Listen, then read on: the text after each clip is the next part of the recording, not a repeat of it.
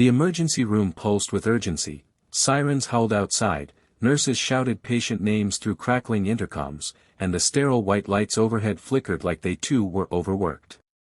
In the chaos, a small girl stood still.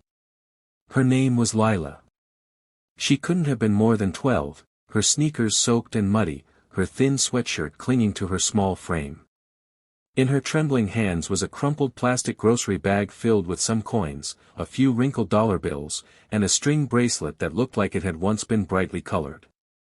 "Please," she begged the front desk nurse, tugging at her sleeve with desperation.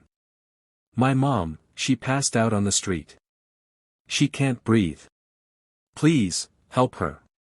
The receptionist blinked, clearly overwhelmed, but something about the girl's wide, terrified eyes made her act. "Where is she?" a nurse asked, rushing out with a stretcher. Lila pointed frantically. Outside, a woman lay slumped over a park bench, her skin pale, her chest barely rising. They got her on the gurney fast, wheeled her into ICU, and just like that, Lila was left standing alone in the lobby, clutching her bag like it held the keys to life itself. Minutes passed like hours until a doctor emerged. Lila ran to him, eyes filled with panic. "Will she be okay?" she asked. He sighed, crouching to her level. "She's stable for now, but it's serious. Her lungs are severely infected. She needs surgery, soon." Without hesitation, Lila opened her plastic bag and laid out her meager collection of coins, bills, and the bracelet. "This is all I have," she said. "But I'll pay the rest later. I'll work every day if I have to.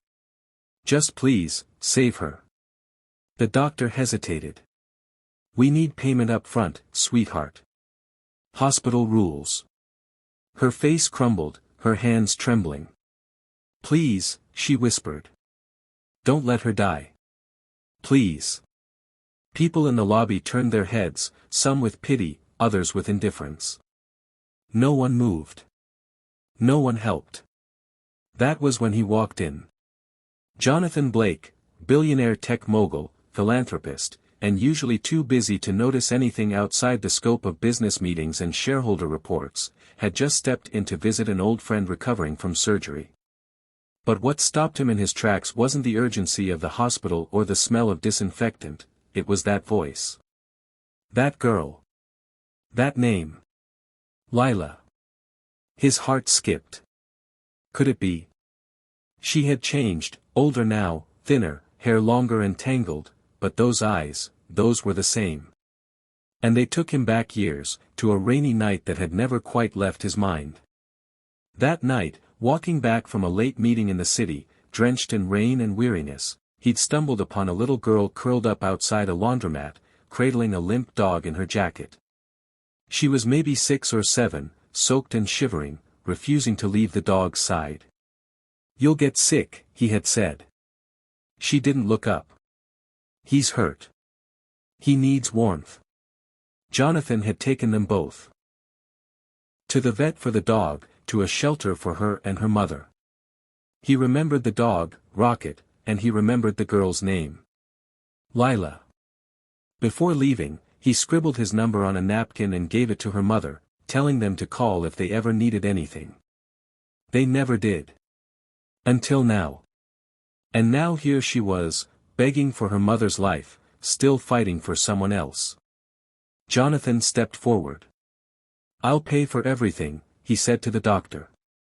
"Do whatever you have to. Just save her." The doctor looked surprised. "Are you a relative?"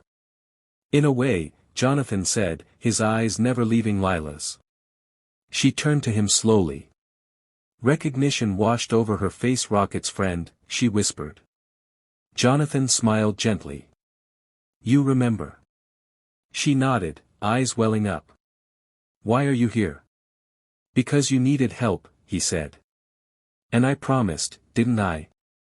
The surgery went on for hours. Lila sat beside him in silence, holding the string bracelet like it was her only anchor. Jonathan didn't say much, just stayed. When the doctor finally returned with news that her mother had pulled through and would recover, Lila broke down in tears, clutching Jonathan like a lifeline. Over the next few days, he kept coming back. At first, he told himself it was just to check in, but soon, it was clear. He was there for Lila. He brought meals, books, even Rocket, now healthy, clean, and very much still alive, came by once. Lila lit up in a way that made something in Jonathan's chest ache. He learned more about her during those visits. Her mother, Maria, had worked 3 jobs. Lila was always the one to wait for her, to watch over her, to survive when food ran out or shelter lines were too long. And despite everything, she was brilliant. She read books twice her grade level. She asked questions about stars and science and computers with a fire in her voice. One day, she shyly told him she wanted to build something someday, something that could help people who lived like her. That night, Jonathan sat in his penthouse suite and couldn't stop thinking about it. He had built companies. Created software that shaped economies. But nothing he built ever made him feel the way that girl's dream did. Quietly, without telling her, he made arrangements. He enrolled her in the best school in the city. Paid off all of Maria's debts. Got them into a real home. Set up a trust fund through his foundation, Project Lila. All anonymously. He didn't want thanks. He just wanted her to have a shot. Years passed. Lila grew into a teenager, driven and sharp and kind. She volunteered at shelters. Won science competitions. And never forgot where she came from. At 17, she created a water purification device powered by solar energy and AI, designed for rural communities.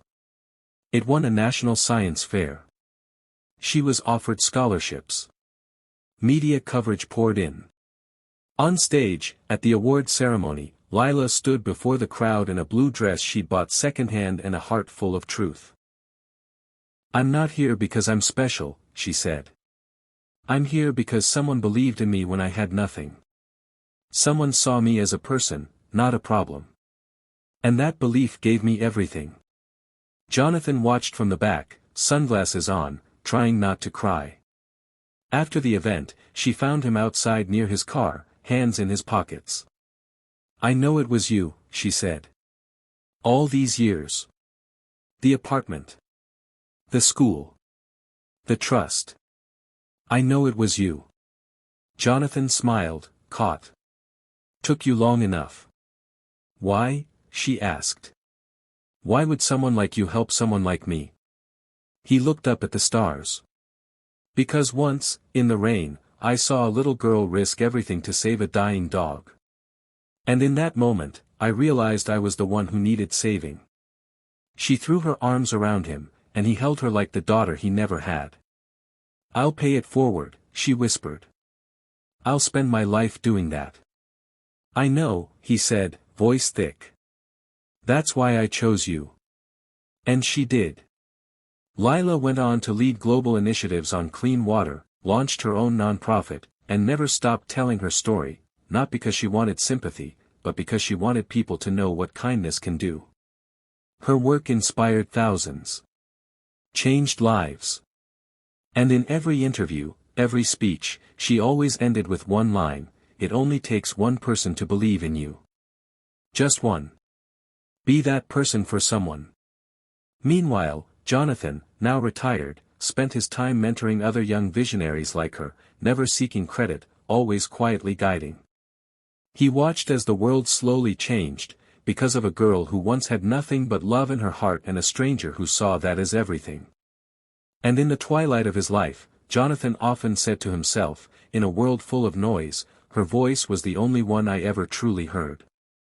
Because in the end, wealth didn't matter. Status didn't matter. What mattered was this: when you choose to believe in someone, really believe, it can change the course of the world. Lila proved that. She lived it. And through her, the chain of kindness went on, unbroken, unstoppable, and eternal.